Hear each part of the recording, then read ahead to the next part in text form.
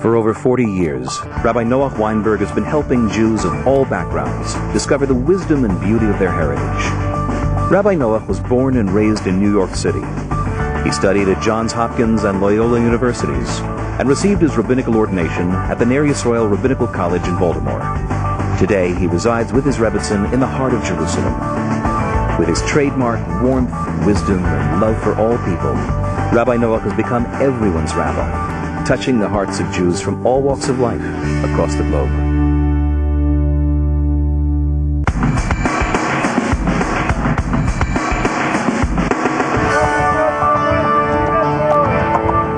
By looking at himself naked in the mirror every once in a while, you know? Knowing that we're really small in comparison to the entire universe. Having loads of people come up to you and put you down and making you stand up doing nothing for the whole of daylight and not eating anything apart from bread and water, and everyone telling you how small you are, how insignificant you are, then you feel really low, and then there's no place for arrogance. Don't be a Leo. Remember that we go back, all of us, to the same place, and that's in the earth. You know, there are various reasons that people get arrogant. You know, you pat yourself on the back. So some people are arrogant, you know, because they happen to be very strong, you know, very strong. So you take the most ridiculous aspect of that. You know, the most ridiculous aspect of that is that, like, I'll pick up this plate and I'll hold it up in my hands. I mean, you see, I have this power, yeah? I mean, you say the guy's crazy, he's out of his wits. I mean, thank God, yeah? Okay, so did you ever have a cold, a flu, and you fever, and your friend comes to visit you and he says, you know, I never get sick. I can go out in the cold, I never get sick. You feel like killing him? You never get sick. Thank God, you dumbbell. This is misery. You ever eat something and you get an upset stomach and you're ringing with pain, and your friend says, you know, I can eat anything. I have a steel iron stomach. I can eat anything. It never bothers me. Yeah, you feel like killing the guy. What the heck's the matter with you? Thank God. What did you do to have a cast iron stomach? But if a guy can pick up a car, boy, we're impressed. Yeah, what did he do? The Almighty gave him a constitution. See, the same thing goes with intelligence. You know, intelligence people are a little impressed by intelligence. So, if somebody says, "Go ahead," any three-letter word, cat, anything, you pick it. You say the word, I'll spell it for you. I'll spell it for you. Yeah. So, you think the guy's a little wacky. You know, thank God you can spell. What's the big deal? But if a guy says, I can count till 10, say, thank God you can count till 10. But if he has, I remember when I was a kid, in the Lower East Side, they used to hang up, they got a degree from elementary school, that's 8 grades. And they finished 8 grades. You know, in elementary school, 8 grades, they had a diploma on the living room wall. They were proud. They had a diploma, yeah? Today you'd cringe if somebody saw a diploma. But how about a high school diploma? Like today, even if you have a BA, nobody hangs it up. But if you have a PhD, doctor, oh, pardon me, sir, sir doctor, yeah? Thank God. You had the time, you had the money, you had the patience, you had the intelligence. The Almighty gave you an opportunity. He says, thank God. Be grateful. Don't be proud. Oh, the same thing goes. If a fellow says, yeah, but I work like the devil. I built a business. I'm a millionaire. You know what that is? And we're impressed. When a guy who says he's a millionaire, he built himself up from scratch, woo, very impressive. So, he got to show you he can read and write. He can read and write. I mean, any word, you just spell it for him and he'll write it out. Say, thank God. But you know how much effort it took for you to learn how to read and write? Another guy says, I'll walk a straight line. You want to see me? I'll walk a straight line.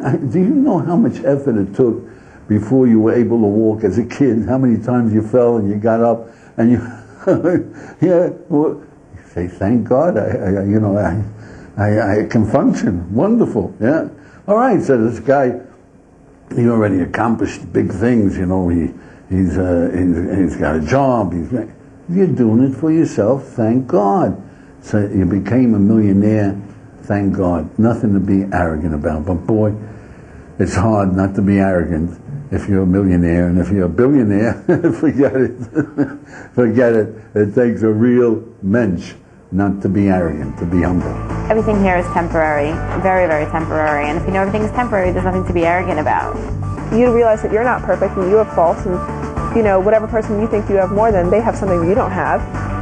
One can avoid being arrogant by thinking about how vast this world is. There's 6 billion people here. Who are you? I've been trying to do that all my life. I don't know if I've succeeded much. They tell you that you should think about where you're coming from, that you come from dust, and that you're going to end up dying and go back to dust. But the worst arrogance, the most impossible, I'm a good man. I'm a good man. I fight for the West Bank. I fight for the underprivileged. I fight for the Hamas. I fight to kill Jews. I mean, these people are so damn arrogant that other people don't really count. I am a man of good, of meaning. I fight for the right thing. See, you got to look at the most ridiculous aspect of being good.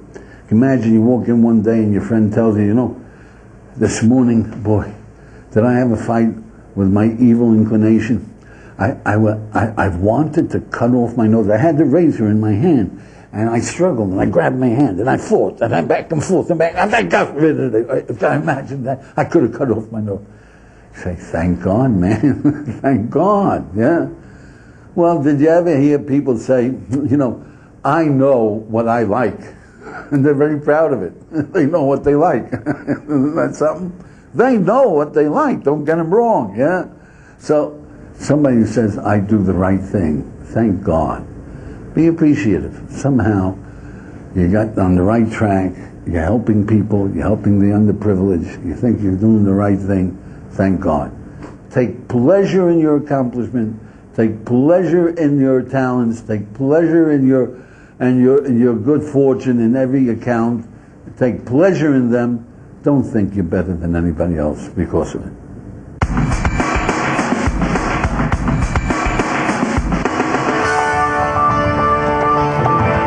By having enough stuff.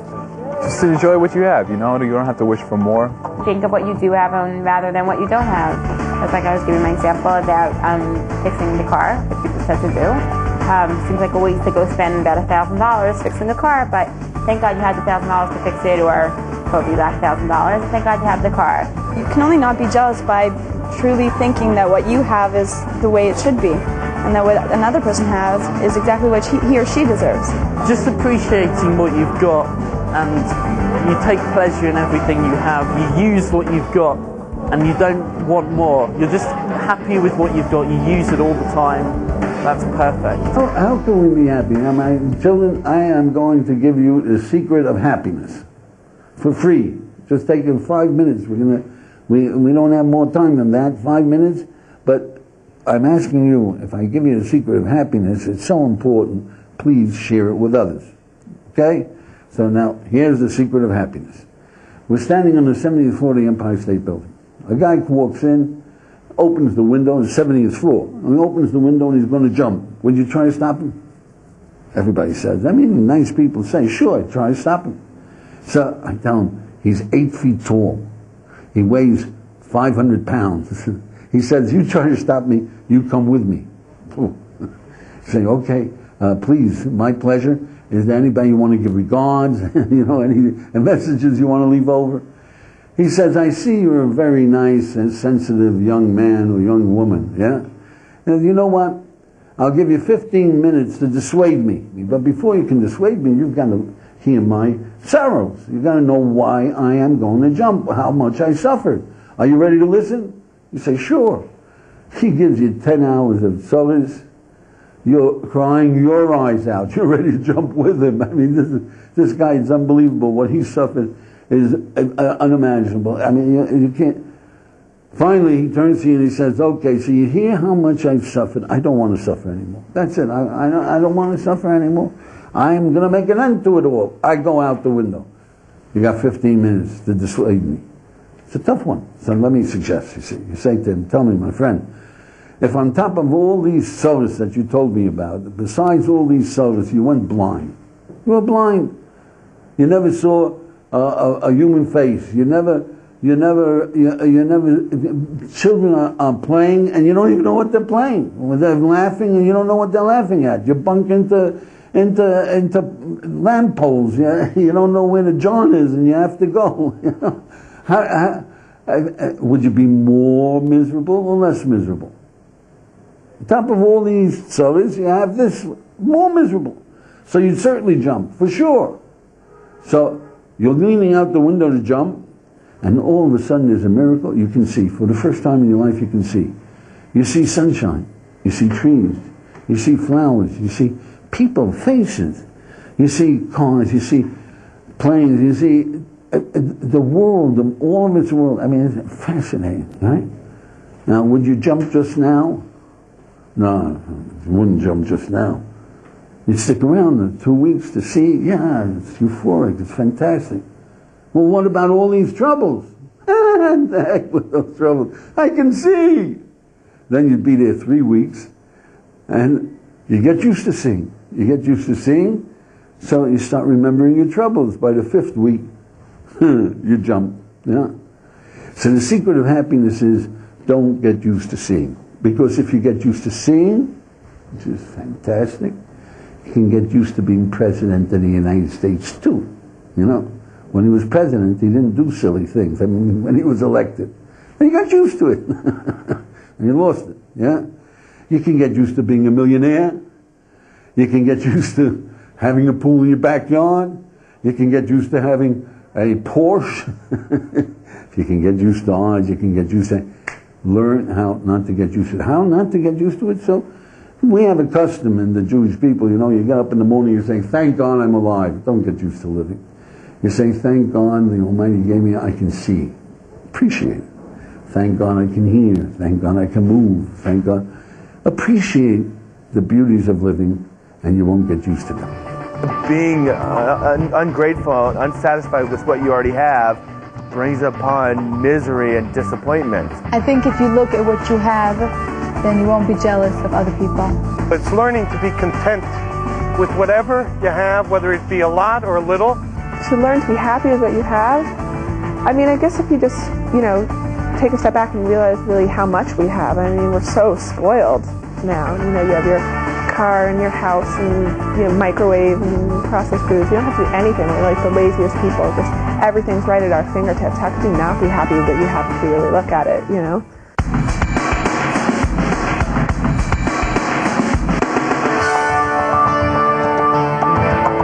Advice on how to manage your time? I don't think I'm the right person to ask that question. That's a bad question because I actually need someone to help me manage my time. Don't take any advice from me. I hate time, I don't know. Buy a watch. Set your watch like 5 minutes like ahead so you always think you're late. She does that. Your time in this world is finite. So realize that every second in this world that you're wasting, you could be achieving some great things. You could be achieving your goals, some things which not many people get to do. The first thing is understand life, time is the most precious thing that you have. That's the most precious thing. Every moment is a part of life. If life is precious, every moment is precious. So what do you do with precious things? You make sure that they don't get lost. How do you do that? You organize them, you plan ahead, you see to it that everything is taken care of, that it's used to its maximum. It's used to its maximum. And realize that that is living, that makes you a liver of life rather than a muddler through life. The best way that I manage my time is I make lots of lists with my Calm Pilot.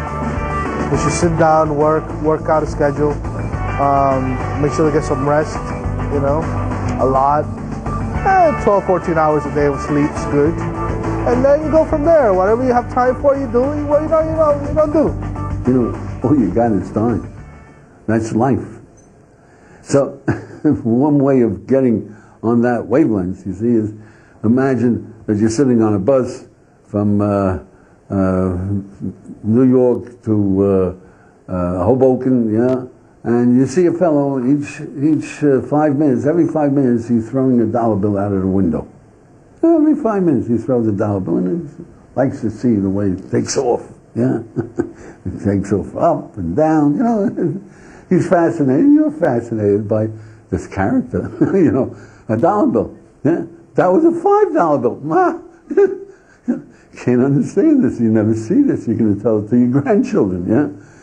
Finally, he pulls into Hoboken, and everybody's getting off the bus, and this guy, he's reaching in his pockets, and it seems he threw away his last dollar. So he turns to you and he says, "Pardon me, but maybe you'll lend me $10 I can get to my home. I don't have any money." Now, would you lend this guy any money? This guy you throw, would you lend him any money? This guy doesn't value money. You can't lend him any money. So if you're sitting on a bus going anywhere and you're throwing 5 minutes out the window, but not 5 minutes, half an hour, an hour and a half, that's as long as it takes you, you don't value life. So what good is your life? You're killing time. You're throwing life out the window. That's what you're doing. You're throwing life out the window. You don't have any value of life. So somebody says, "What are you talking about?" "I was watching the landscape." Come on. It's like you're watching the trees going by. Oh boy, that was a big tree. I saw a cat out there, and there was a horse. And come on with it. You're wasting your time. You're wasting life. So what do you do with life? That's a good question. What are you on a bus? So you take along a newspaper. Now you're doing something valuable. You're reading the news, yeah? And it takes you a whole hour and a half. You go through the whole thing, backwards and forwards, and you really read that newspaper, and you know it thoroughly, and you look for every article. And if you have a Time magazine, you know, and Time magazine is only good for half an hour. So you got to read. You got to read the. Do you read the music?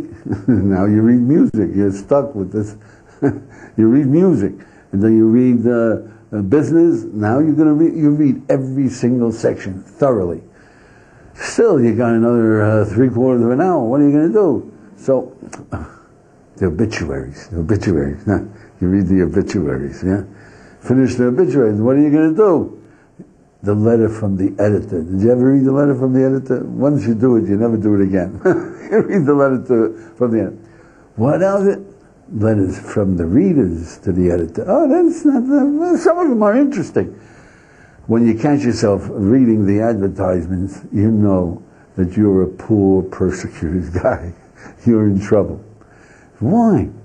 Because you don't want to waste time. So what do? You find an excuse to waste time.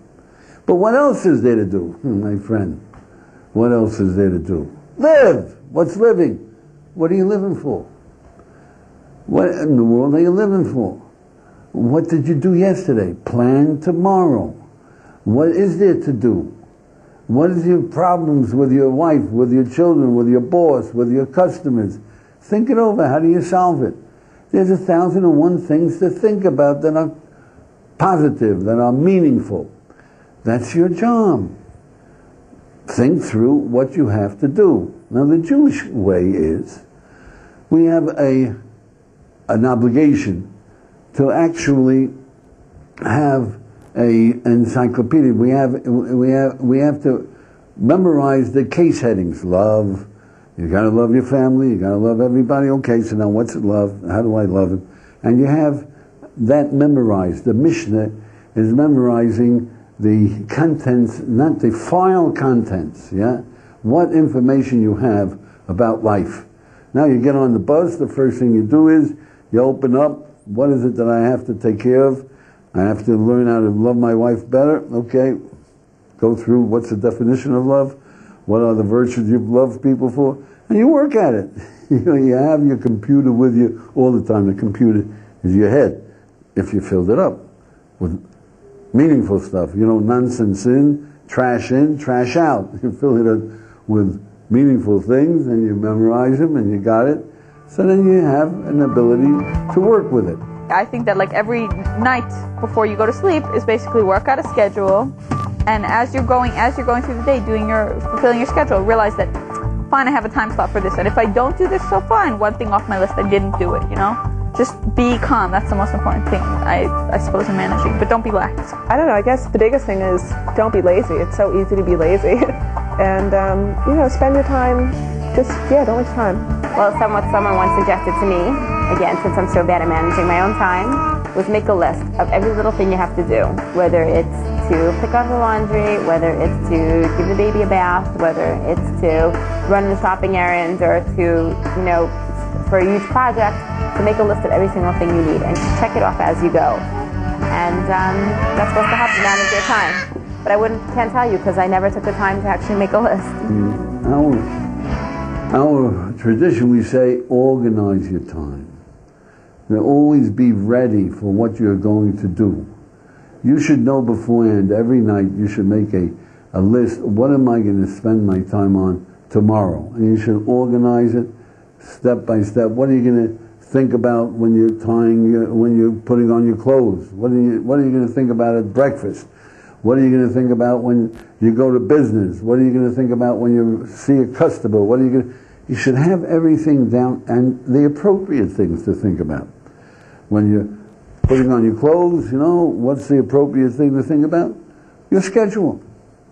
When you're eating, what is the appropriate thing? The pleasures of life. All the pleasures of life. That's why we say the grace after meals. To thank the Almighty for every pleasure, because you're taking pleasure now. It's sustenance, but it's pleasure, and you should be aware of all the pleasures. So you go through the day and what's appropriate, and you know that you're going to see a customer. It's appropriate that you remember how to deal with people. What is the personality type? How do you approach him, etc. You have your day planned out. Work your plan. You have your day planned out. Work your plan. Do the most important things first, and then you do the less important things after. To enjoy every minute, to see the good in everything. Try to work with a clock. Get a watch. Have any questions or any comments?